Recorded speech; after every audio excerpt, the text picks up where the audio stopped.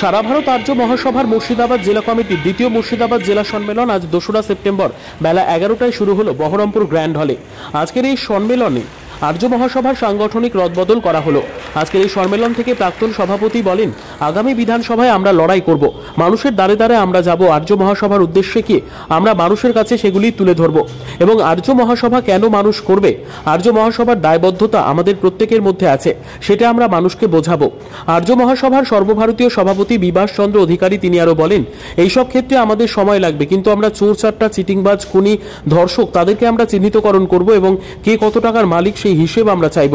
সবথেকে বড় মুশকিল হয়ে গিয়েছে, এখন যারা সবচেয়ে বড় ডাকাত তারা অপরকে চোর বলছে, যারা নিজেরা খুন করেছে তারা অপরকে খুনি বলছে, যারা নিজেরা চিটিংবাজি করছে তারা বস্ত্র পরিধান করে জনগণের সামনে এসে বলছে আমরা মহাপুরুষ। তিনি আরো বলেন, আর্য মহাসভা এইসব খুনি, চিটিংবাজ এবং মহাপুরুষদের মুখোশ মানুষের সামনে খুলে ধরবেন। আমাদের সর্বভারতীয় আর্য মহাসভার যে আমাদের যে রাজনৈতিক দল, এটা কিভাবে পরিচালনা করা হবে, এর উদ্দেশ্য কি এবং তার লক্ষ্যে পৌঁছতে গেলে কি কি করতে হবে সে সম্বন্ধে আমার সামান্য কিছু বলব। প্রথমে আমি আমার নিজের কথা একটু বলছি। আমি ছাত্র জীবনে কখনো রাজনীতি করিনি, কর্মজীবনে তো প্রশ্নই আসে না। রাজনীতি দল, সেই রাজনৈতিক দল আমরা যে আজকে তৈরি করে নেতা নির্বাচন করে, তাহলে দেখবেন সে রাম, কৃষ্ণ, বুদ্ধ, যিশাস, মোহাম্মদ, শ্রী চৈতন্য মহাপ্রভু, শ্রীরামকৃষ্ণ ঠাকুর অনুকূলচন্দ্রের কথাই কিন্তু বারবার ভেসে আসে। আর রাজনীতি মানে রাজার নীতি, রাজাকে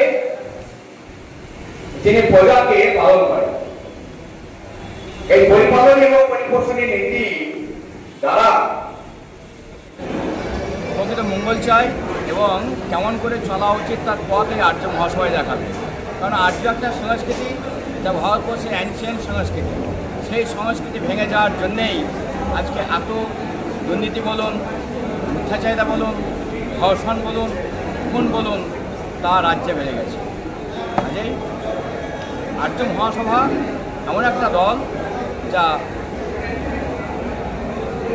মানুষের প্রকৃত মঙ্গল কী তা জানে, মানুষকে কেমন করে তুলে ধরতে হবে সব বৈশিষ্ট্যে, সেটা আর্য মহাসভা জানে।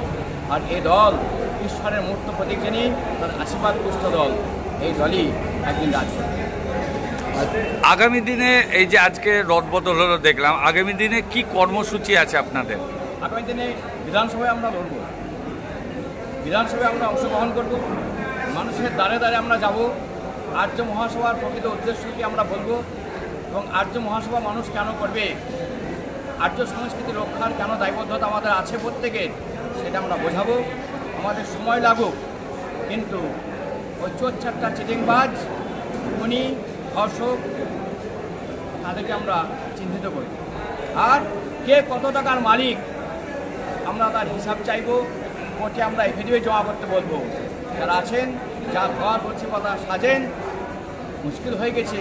যারা বড় ডাকাত তারা অপরকে চোর বলছে, যারা খুনি তারাই অপরকে খুনি বলছে, যারা নিজেরা চিটিংবাজ তারাই বসন চেঞ্জ করে কে বলছে আমি মহাপুরুষ।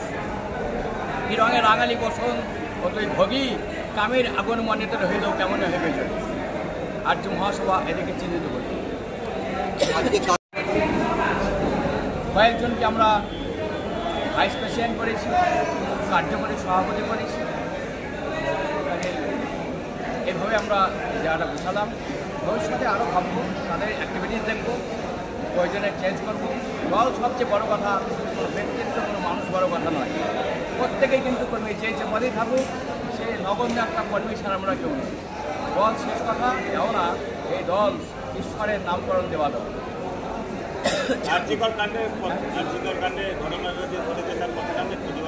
আমাদের উদ্দেশ্য কিন্তু